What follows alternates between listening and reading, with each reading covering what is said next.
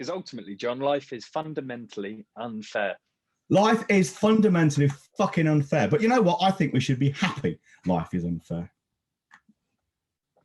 I don't. Because if it wasn't unfair, there's no opportunity, really. Well, there's no opportunity. There's no point. You know? I mean, life is unfair. This is what gets me. People say, "Oh, it's not fair," as if that's some surprise to them, or they should expect it to be any other way. And then on the other hand, you've got this complete fucking penis brains who say, "Oh no, the universe is sending you a message. The universe cares about you. The universe wants you to succeed." No, it doesn't. The universe, as far as we can tell, the universe itself is not conscious. It doesn't hate you. It doesn't love you. It's completely fucking oblivious to you. I mean, and people say people say how the universe has been made for us, especially fucking religious dickheads. We live on a very small portions of the Earth's. I mean, I think it's 1/7 or 1/8 of the Earth's surface is habitable anyway. Is land, and only a small proportion of that land is habitable. So a very small proportion, maybe 1/7, maybe 1/10 of a very small planet in a very small solar system in one galaxy. Okay, you know, one planet of 100 around a star in 100 billion stars in 100 billion galaxies is habitable. It's fucking infinitesimally small, and people say the universe has been made for us. No, it hasn't. Almost everywhere in the universe will kill an unprotected human being. So please don't think the universe is going to be anything but fucking unfair. It'll steamroller you as soon as piss on you. It doesn't care about you. It's oblivious. It's irrelevant. We're irrelevant. It's not. It's very relevant. It kills you in the end. Yeah.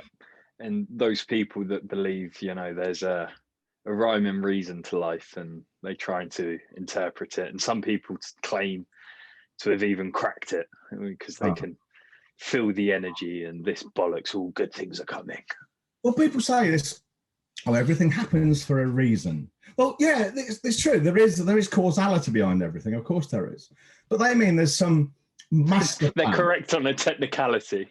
Yeah, but they're talking about a master plan with some fucking being. Often the reason things happen is people are fucking stupid. You know, that's what families.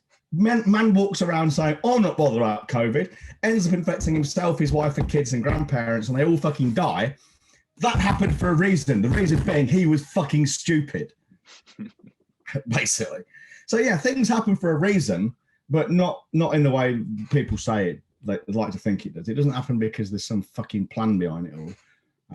The universe, funnily enough, appears as if it was just fucking random. You know, I mean, there is order to it, but things are pretty much random. You know, they are not they are not in any way set up for us. There is no big fucking sky daddy up there looking out for us. Really? Right. So I actually find that quite empowering. I mean, some people say that, you know, oh, if you break it all down to mathematics and physics, there's no magic to it. I fucking disagree entirely. Mathematics is fucking fantastically interesting. What's less majestic than saying, I don't understand that marvelous thing, God did it? That's not a fucking answer. That answer's fucking, that's what they do, isn't it? Yeah. There's a thing called the God of the gaps. You know, we didn't understand the world as a whole. And then we did understand it. We could break it down into maybe two different things we understood. Well, the God then is in the gap between them. Well, we don't understand how these two things are related, so that's where God is. So then we break it down into four things so we understand more. So there are more gaps. Oh, God's in those gaps there. Anything people don't understand, they'll say, oh, that's God. And of course, the more we do understand, we actually create more things we don't understand, which is paradoxical enough, but it's true. So God disappears down this fucking hole of lack of understanding. And where he can hide, he's getting smaller and smaller, thinner and thinner gaps. But they're there, and there are more of them. It's fucking ridiculous. Religious people are fucking thick.